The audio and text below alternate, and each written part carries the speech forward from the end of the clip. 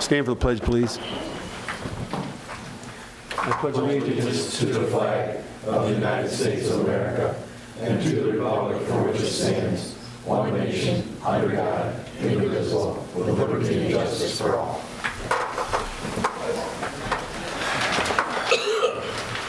Welcome, everyone. This is Monday, January 20th. If you have any questions, comments, concerns with this body tonight, come up to one of these microphones, tell us who you are, where you live, and what's on your mind. Call the roll, please.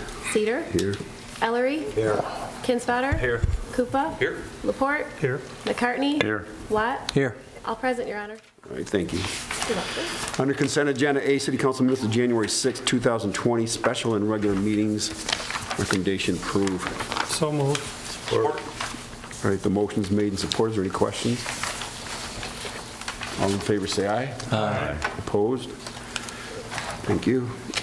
Go to 5. Ordinance resolution A, ordinance adoption, signed ordinance. Mr. Downey, what do you got over there? Your Honor, before City Council tonight is the sign ordinance that has been discussed, I guess most recently at our last meeting in early January, at which time the ordinance was introduced. This represents probably a 12-month effort by the ad hoc sign committee to redo our sign ordinance, and it's ready for adoption this evening.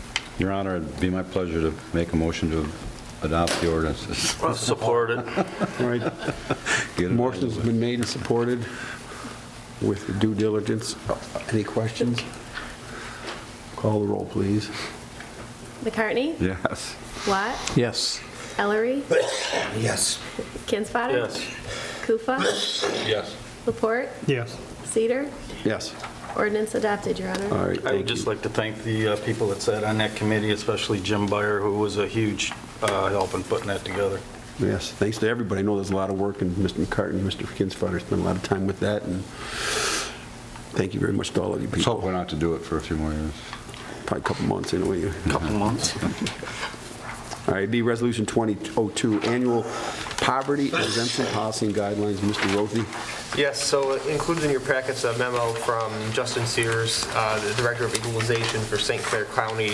Essentially, the City Council is required to annually adopt policy and guidelines to use for poverty exemptions, which are granted by the Board of Review, which we have here as part of the property tax assessment process. This was something that Council adopted this time last year, and this again, it's an annual vote, and I recommend that we move to adopt. So moved. Support. Questions? Yeah, I just have a question. I've never really paid that much attention to it. I've seen it come across my desk quite a few times.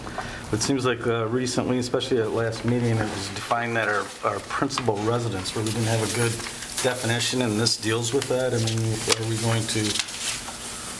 I think it's this Michigan Property Tax Act, that's a whole separate legal code in itself, different definitions on what this principal So residence we do have a exemption. definition of what a principal residence is in this? I wouldn't say it's necessarily one we could use. It's one that the assessors use, and I would think that Attorney Downey would be the best one equipped to actually compare what you're reading here in terms of principal residence versus what you may think of when you hear that term. What are you thinking about when you hear that term? I have no idea what it is after everything we've been through, so I don't know what a principal residence is anymore.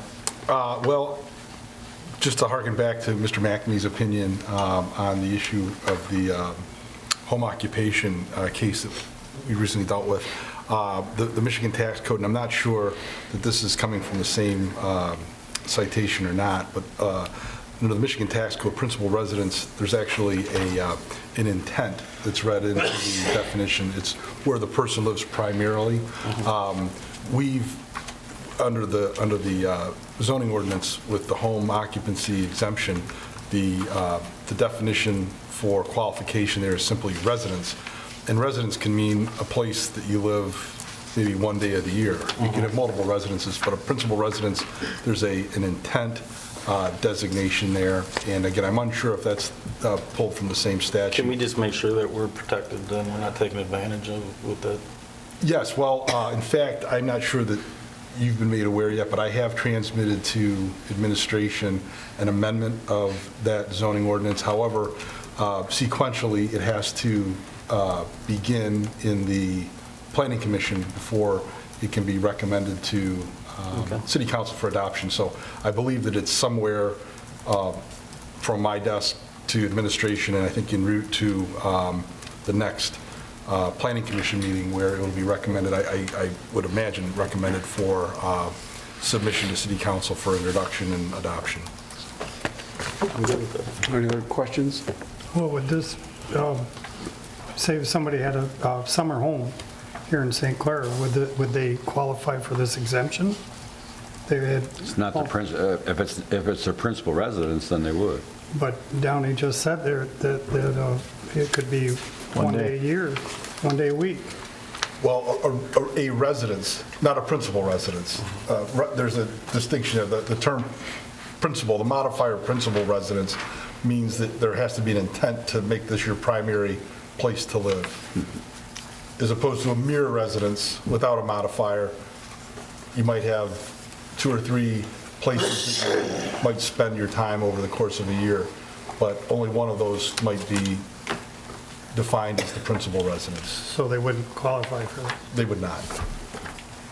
And again, this is the poverty exemption, so should somebody have more than one home, I highly doubt they would qualify for a poverty exemption of any kind when it comes to property taxes. So, Any other questions well, or I'm not discussion? quite sure that a person couldn't have multiple properties, and this would be their, well, of course, this is poverty, so they would have to be under a certain threshold for income, or? Yes. Yes, that's correct. All right. Just as long as we're protected. Anything else? All right, let's call the roll. Lot? Yes. Yes. Ellery? Yes. Kinsfater? Yes. Kufa? Yes. Laporte? Yes. McCartney? Yes. Cedar? Yes. Resolution adopted, Your Honor. Thank you. All right. Number 6, Courts Administration. Mr. Rocha, what do you have tonight? Okay, several things. First, if you listened to the radio this morning, I made my debut on the Paul Miller morning talk show. So he had me on his show. I was on for about 7 minutes or so, and all good things to say about St. Clair. So that was a fun experience for me. I encourage you to take a listen. Also, regarding Woodland Estates, representatives from AEW were out last week to evaluate the condition of the road in preparation of their cost estimate. They are going to be at our next meeting in February to both bring the cost estimate and be able to answer any questions council or anybody in the public may have about that. So that's where we are on that. 2 accounting updates today. Our accountant started today, was her first day, as well as our auditors moved into our conference room. They should be here, the auditors, the rest of the week working on the field work needed to complete the audit. Lastly, actually not lastly, I had my wisdom teeth taken out last week, so I was out of the office for a few days. But last week, this is a notice that we are going to be sending out to all our water supply customers. During the weekend of January 11th through 13th, a deteriorated raw water quality entered the water plant, led by all the increased rainwater. And in an attempt to balance that with all the chemicals that they add into the water treatment plants, aluminum sulfate, or alum, was introduced to the water at a rate that is higher than the manufacturer approved rate. So again, if you're baking and you have to put half cup oil in, stop, half cup oil, essentially this was the whole cup of oil all at once. There are no health concerns to additional levels of this chemical. There is no need to boil water or anything else. The public notice is very clear on that. This is going to be sent out to all our water customers. And again, this happened, again, that previous weekend. The state of Michigan, Eagle, Environment, Great Lakes and Energy Department, basically put this public notice together for us, and we were not given this by Eagle until Friday, so just a few days ago. So again, Eagle was kept in the loop of everything that was going on in the plant at the time, what actions we were taking to flush out the water that had higher traces of this aluminum sulfate in it. Going forward, there's been testing that has been conducted, and all of the test results indicate that the water quality that was sampled conforms with all requirements of the Safe Water Drinking Act. There's going to be additional testing in our distribution system, I believe on Wednesday or Thursday of this week, once the proper sample kits are ordered.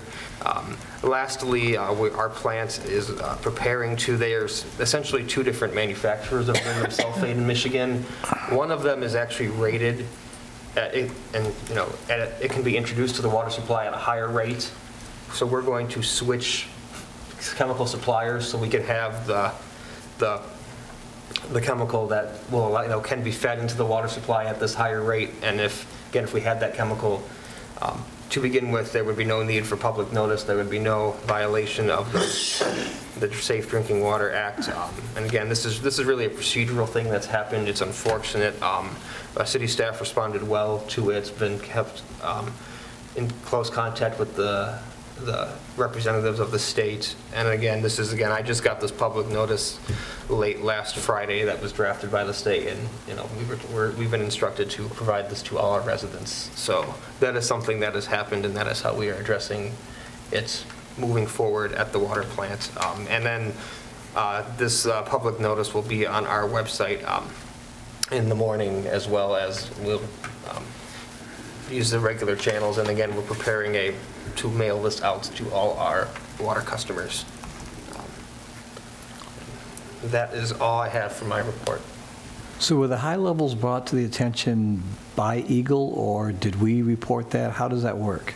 Essentially, so again, we have monitoring equipment in the water plant that monitors many different variables, well, the chemistry of the water.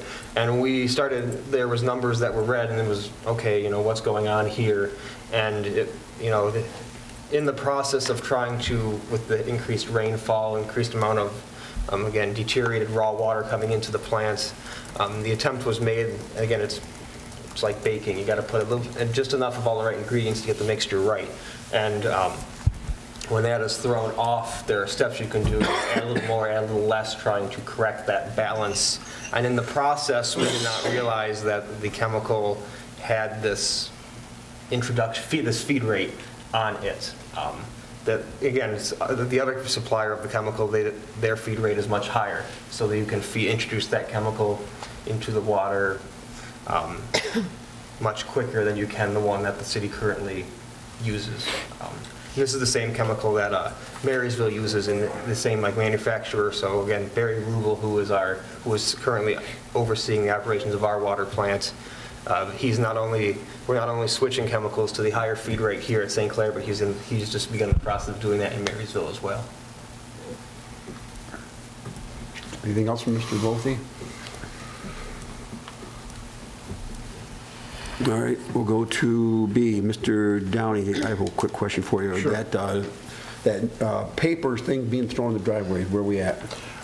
We've drafted an ordinance that sort of piggybacks onto an ordinance that was adopted by both the cities of Marine City and the cities of Marysville last year. And it's in the hands of administration and can be placed on the agenda for consideration for introduction as early as you like. Next meeting? Yes. Sounds good. That was another email I got on Friday from Downey, so I just got that. I haven't had time to review it. All right, anything else from Mr. Downey? Oh, Your Honor, I have one item I just wanted to comment on. It's been reported statewide, but it has an impact locally, that the St. Clair Police Department, in enforcing its drunk driving laws, uses a machine that's termed the Data Master breathalyzer, and it essentially conducts a chemical breath test to determine if a suspected drunk driver has a rate of alcohol that exceeds the city ordinance. The instrument that the city uses is housed at the St. Clair County Sheriff's Department, and it's one of 2 instruments, I believe, in the county. One's at the Clay Township Police Department, but they've all been taken out of service at the recommendation of the state police, because there's a question about whether or not the state police third-party provider who is required to conduct maintenance testing has been appropriately calibrating or testing these things on I believe it's on a 120-day basis. So anyway, the machines have been pulled out of service while this investigation goes on, and I just wanted to report to council and to the public at large, it has had no impact on the city's ability to prosecute these cases. We don't have any cases that involve a suspect machine, and until the machines are put back into service, there are different ways that we can gather the evidence that we need to prosecute such a case. I believe the chief, I've spoken with Chief Raker about it. I believe that in cases where we feel we need, we're securing a search warrant for a blood draw, and that's actually a more accurate indication than the breath test itself. So everything's fine there, and we're just awaiting the green light from the state and then the county, who will allow us to use the Datamaster breathalyzer machines again. All right. Any questions from Mr. Downey? All right, we'll go to C, City Departments. Ms. Sturdy, you have something for us tonight? Yes, Your Honor. Another reminder of the presidential election, which is Tuesday, March 10th. Polls will be open 7 a.m. to 8 p.m. It is a closed primary. Absent voter ballot applications are now available, and what that means is that you can receive your ballot before the election and vote it at your leisure as long as you return it by 8 p.m. on Election Day. And as it is a closed primary, you do have to choose your ballot type per election law. For the city of St. Clair, there are 3 different ballot types to choose from, because there is a school bond proposal on the ballot as well. So you have to choose either the Republican candidates along with the school bond, the Democratic candidates with the school bond, or you do have the option to just choose the ballot with the school bond only on it. So that's very important. If we receive an absent voter application without the ballot marked, we cannot send you a ballot, and we cannot call you and ask you what ballot type you want and get the answer over the phone. You need to come back in person and fill it out in writing. We can't take verbal answers to that question, and they meaning the clerk's office. So if you do receive an absent voter application, please make sure you complete it entirely, choosing your ballot. If you have any questions, please give me a call. Thank you. Thank you. Any questions for Ms. Sturdy? We'll go to D, authorities, boards, commissions, committees, council reps. All right. Number 7, no unfinished business. A, new business. A, approve proposal for municipal building parking lot improvements. Mr. Rowe. Yes, so I'm going to talk about both new business A and B right now simultaneously. Essentially, there are 2 projects that the city would like to undertake, the reconstruction of the City Hall parking lot, as well as the mill and fill of Vine Street, which we've talked about before.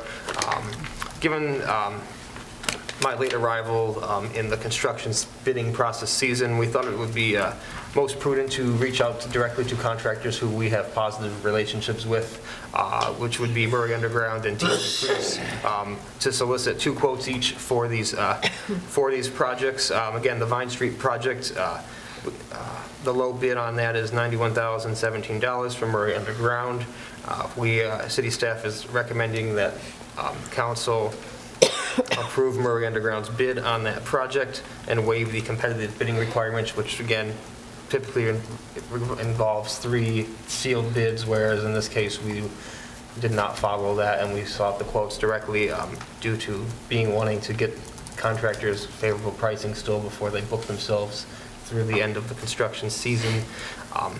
So again, that is the recommendation for Vine Street. The City Hall parking lot, and that Vine Street project is budgeted for, so no budget amendments required. It's part of the street improvement spending in the major street fund budget. The parking lot was not a planned project when the budget was originally adopted. It will require budget amendments, which are prepared for you below and would be incorporated as part of any motion. Essentially, the parking lot, we were recommending to go with TG Priest's bid of $73,000. Essentially, what we're going to be doing there is there's a few other things, that sidewalk work and drain work that we're going to be completing in-house with our DPW staff before the TG Priest would come in, or whoever is awarded the project, to do the paving. And that is detailed in the quote for you. Now, this is not a budgeted project, however, there are sufficient funds in the budget to accommodate this. One of the items of money the city receives from the state of Michigan is personal property tax reimbursements. They receive those in October. You never know what you're going to get with these, the calculation and the numbers that go into it, and it's also, a lot of it's driven by just the general collections of this one tax that pays this money out. So it has been previous administrations' approach to budget very low, and the budgeted revenue for this in our general fund was $31,250. We actually received $175,000 and some change. So basically this surplus that we're realizing, I would like to deploy part of it towards this parking lot project. Obviously the parking lot, it's $175,000 in this parking lot project. What I'm asking for is $85,000, so there's still a sufficient amount of money there for that. Why I'm asking for $85,000 to do this project is, one, to allow for a contingency, but also we would like to move forward and purchase all new LED pole lights for the parking lot as well. And the quotes we have on those fall under the purchasing threshold that I can spend. However, I can't spend what is not budgeted for. So by setting the budget for this project, $85,000, it will give us like that contingency and also allow for the upgrading of those lights. Well, I would make a motion to approve A and B as presented. Well, how about, let's just do one at a time. Oh, you want to do one at Yeah, a I time? think I'll make a that- motion to approve A as presented, Support. waiving the low bid or the 3 bid minimum. All right. So the motion's been made and supported to approve the municipal parking lot improvements with the motion including waiving the competitive bid. Has that been supported? I'm sorry. Yes. And just to clarify, that would also, if upon the parking lot, the budget amendments to complete this project need to be included. I would include the budget amendment as presented as well. Support. All right. Was there any questions? Just a thought, when this went out for bid, did they have a chance to like bid it as a package, seeing as they're so close to each other? I mean, you got one at Vine Street, one right here. I mean, you got one company coming from Inlet City, the other one from Fort Gratiot moving their stuff. Did they get a chance to do it as a package? You know, versus they separate? were not asked to provide it as a package. They were asked independently, and the Vine Street prices were obtained earlier on in my tenure. It was only very recently when I got the idea to redo the parking lot, so no. Okay.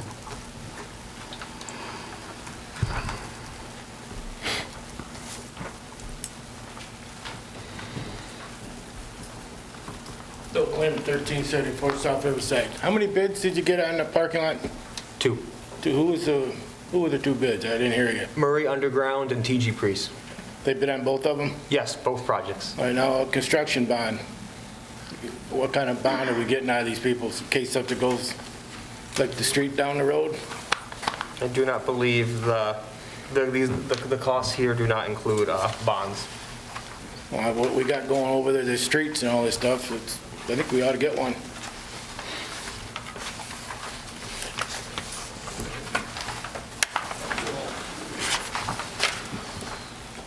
He's a performance man. Do you want to include that in the motion? I can include that in the motion if that's what you'd like. I mean, Do if we you want not- to include a perform, we don't have a cost estimate on that. Does this have to be approved at this meeting? or No. Could we? I know it's no cost to the city. Could we table it? It can be tabled, yes. We should, well, I mean, we can make it a requirement to the contractors that they have to provide a performance bond. There's no cost to us for it, it's just a cost to them. You know, if the jobs are done correctly, there's no issues on their end of it. So I don't know if I'd postpone, I'd just make it a requirement. I'd go back to them and say, look, you know, everything's been approved, but you have to provide performance bonds. Unless that's going to trigger them to have to rebid, I don't know, Jim. I mean, you might know. You can make that amendment if you I would make that amendment to, that we'll award the bid, but they've got to provide performance bonds. Support. All right, so the motion now is to award the bids, Award the bid to TG Priest for the parking lot For the parking lot. project. Approve the accompanying budget amendments contingent on TG Priest providing a performance bond. and waiving the competitive You have bids. a question out in the audience. Yes, sir. Jim Beer, 1620 North Delano. Just as a point of information, my experience as a general contractor, when you provide a bond, that's a cost, and that would be in it. You would be given the opportunity to the contractor to pass that cost on to the city. He will pay a certain percent to his bonding company to obtain that bond. Thank you, Jim. All right, so the motion is made and supported. Other questions? Let's call a roll, please. What is the motion? Did you change it? The motion now is to award the bid for the parking lot to TJ Prees, waive the competitive bid to Amend the include a bond. performance bond and amend the budget amendment, adjustments. So if the contractor increases the cost of the project, will it come back to us? Perhaps, again, I did build that contingency in there for asking for the $85,000 for this. And should the cost of the lights and, the performance bond exceed that, they would have to come back to council, yes. Okay. All right, call the roll, please. Ellery, Yes. Kinsfater, No. Kufa, No. Report, Yes. McCartney, Yes. Watt, Yes. Cedar. Yes.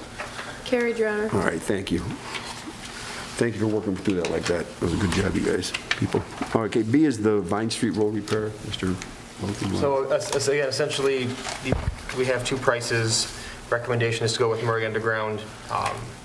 Council is free to make whatever motion they wish and include any performance bond requirements, should they choose to do so. I would move to approve that with the contingency of a performance bond. I don't think you have to adjust the budget on this one. No, there's sufficient funds in the Major Street budget to. I think as a recommendation moving forward, that should be in our bid spec, that all of our, that bonds had to be provided. Make sure in your motion to waive the competitive bid. And I'll waive the competitive bid. Support. All right, the motion made, supported. Questions? All right, call the roll. It says right here in its quote, the quote does not include bonds. So, I mean, are we wasting our time approving this if they're going to have to rebid this? I think at the very least with Vine Streets, we have hundreds of thousands budgeted for major street work, so whatever the price of the bond may be, I don't know what that would be. Again, I'd have to look at when we get that price, if an adjustment needs to be made, it needs to come back to council, I will bring it back to council. I just kind of like Councilmember Kinsvatter's idea of putting this together as a package deal as well. I think we should table it, and include the bonds, and offer package deals to possibly get a cheaper price. Should always be bonded. That's Well, they all both did guaranteed. bid on both projects, right? Separately at different times. Yeah. Okay, so the motion, It's been motioned. There's a motion on the floor. has it been supported? Yes. Okay, then, is there any other questions or discussion? Could you restate the motion? We're going to award the Vine Street paving job to Murray Underground, waive the competitive bid, and ask for a performance bond. All right, call the roll, please. Kinsfater, No. Kufa, No.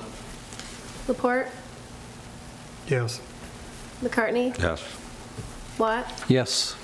Ellery, Yes. Cedar. Yes. Carried, Your Honor. All right, thank you. You're welcome. We'll go to C. I have some more appointments with your consideration, please. Appointment to residents to 2020 boards. Board of Review, reappoint Jason Stoltz for a one-year term expiring December 31st, 2020. Council reps McCartney to Cemetery, Watt to DDA, Kinsfather to Golf, Kufa to Harbor, Watt to Historical, McCartney to the Library. Report, Planning, McCartney Recreation. Motion to approve. Support. Any questions? All in favor, say aye. Aye. Opposed? D, special event, Memorial Day Parade and Ceremony Chief. We received a request from the American Legion for their annual Memorial Day Parade and Ceremony, and all the paperwork is in. I recommend you approve it. Motion to approve. Support. Any questions? All in favor, say aye. Aye. Opposed? Special event, National Multiple Sclerosis Society Charity Walk. Chief? Also received a request from them to have their annual walk on, I believe it's May 9th. and all the paperwork is in. Motion to approve. Support. All in favor, say aye. Aye. Opposed? Thank you, Chief. Number 9, claims and accounts, January 9th and January 16th, 2020. Any questions? Hearing none, Your Honor, I make a motion to approve as presented. Support. All in favor, say aye. Aye. Let's go to number 10, public comments and public questions. Anybody have anything of a non-agenda for the group tonight? Let's go to number 11. I have 4 things. Ask for your patience. Number 1, I want to congratulate the St. Clair Chamber of Commerce, Brian Olatowski. Tremendous event, the ice carving. That was a great job. They did a wonderful thing for the city. Good job to them. Number 2, this Wednesday, 7 o'clock, this Wednesday, January 22nd, at Riverside Pub is the Winter Whiteout Poet Laureate contest. So make sure if you have not attended that, it's actually kind of fun. Great fun. All right. Number 3 is this Thursday at 6 o'clock right here, Schmoody Oil will be back in town. They were here last Thursday. I think 30 people, I think, were there maybe.